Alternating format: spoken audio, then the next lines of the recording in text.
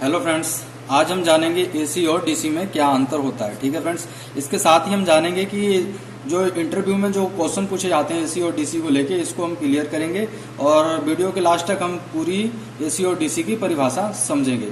ठीक है, कि क्या परिभाषा है इसकी। ठीक है, तो चलिए, जैसे हम जानते हैं कि हमारे घरों में एसी वोल्टेज आता है। ठीक है, एसी में आपने एक वर्ड सुना होगा, फेस और न्यूट्रल। ठीक है, तो एक फेस और एक न्यूट्रल होता है जो हमारे घरों में एसी वोल्टेज आता है। और जो डीसी है, डीसी में प्लस और माइनस, पॉजिटिव और नेगेटिव होता है। डीसी में कई बार क्वेश्चन पूछ लिया जाता है कि डीसी में कितने फेस होते हैं, तो आप ये क्लियर समझ लीजिए कि डीसी में कोई फेस नहीं होता है, इसमें पॉजिटिव और नेगेटिव, प्लस और माइनस होता है। और जैसा जानते हैं कि एसी में हम लोग 3 फेस यूज करते हैं,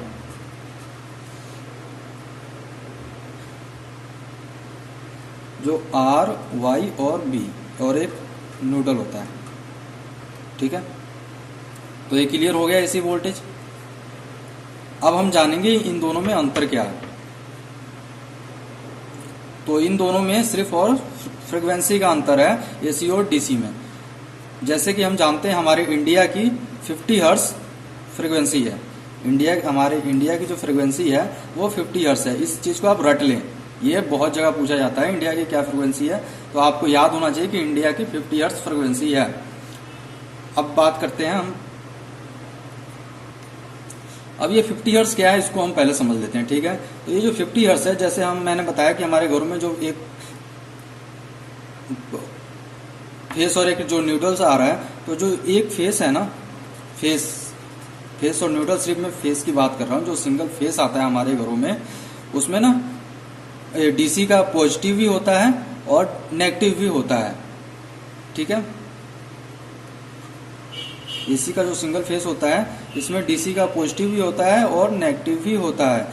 ठीक है, ये ना, जैसे हम जानते हैं कि हमारे घरों में ये वायर आती है, वायर से तार आ रहा है, पर एक्चुअली में इसमें एक साइकिल चल रहा होता है, प्लस माइनस, उसको फ्रीक्वेंसी कहते हैं इंजीनियर लैंग्वेज में। ठीक है, तो जैसे हम मान लेते हैं ये साइकिल है। ठीक है, ये कुछ समय के लिए पॉजिटिव में जाता है, सिंगल फेस जो हम लोग के घरों में आता है उसकी बात कर रहा हूं मैं। कुछ समय के लिए पॉजिटिव में जाता है, कुछ समय के लिए नेगेटिव में जाता है। इस तरह से ये साइकिल चलता रहता है। ये 1 हो गया, ये 2 हो गया, ये 3 हो गया, इस तरह से 50 साइकिल बनेंगे इस तरह के।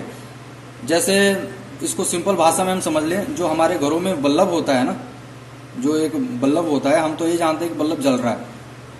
ठीक है, पर वो एक्चुअली में जो वो है, 1 सेकंड में 50 बार बंद होता है और 50 बार जलता है।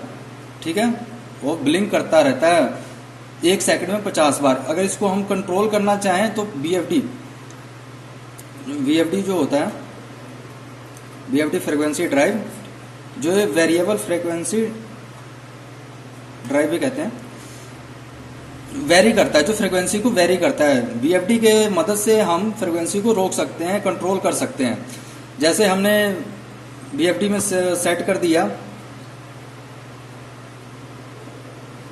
1 हर्ट्ज, तो 1 सेकंड में 1 बार बल्ब बुझेगा और जलेगा, 1 सेकंड में 1 बार। अगर हम 30 सेट कर देते हैं तो 1 सेकंड में 30 बार बंद होगा, 30 बार ऑन होगा। ये 50 हर्ट्ज का मतलब समझ में आ गया आपको। अब बात कर लेते हैं डीसी की।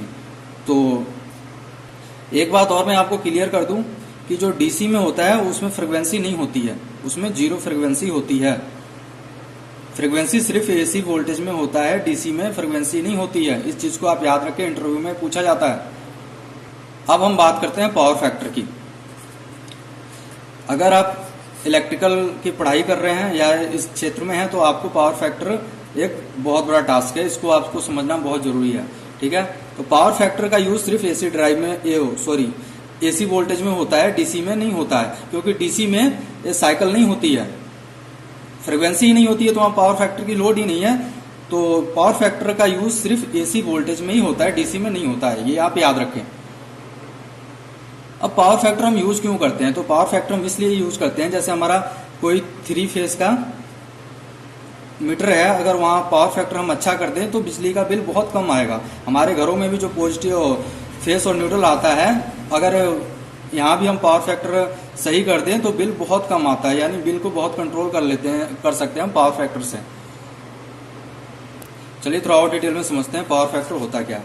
जो हमारे एसी फेस का जो साइकिल चल रहा होता है उसमें करंट भी होता है और वोल्टेज भी होता है, ठीक है। ये हो गया। अब ये मैंने 2 हर्ट्ज की साइकिल बना ली। ये जो वोल्टेज जा रहा है ना, इसी में करंट भी जाता है ऐसे। तो ये किसी कारण या डिस्टर्बेंस के कारण, अगर ये जो बीच में जो अंतर है ना, इसको पावर फैक्टर कहते हैं, ठीक है। तो जो इसी को पावर फैक्टर मैनेज करता है। और जो डीसी होता है उसमें ये वेव होता ही नहीं, तो पावर फैक्टर की लोड ही नहीं है। तो आई होप कि आपको क्लियर हो गया होगा पावर फैक्टर कहाँ यूज होता है। तो आई होप फ्रेंड्स कि आप लोगों को एसी और डीसी में अंतर समझ आ गया होगा। अगर कोई भी प्रॉब्लम है तो मुझे कमेंट में बताइए, मैं उसका आपको जवाब दूंगा। वीडियो अच्छा लगे तो लाइक कर दीजिएगा, चैनल को सब्सक्राइब कर लीजिएगा। Thank you this watching video.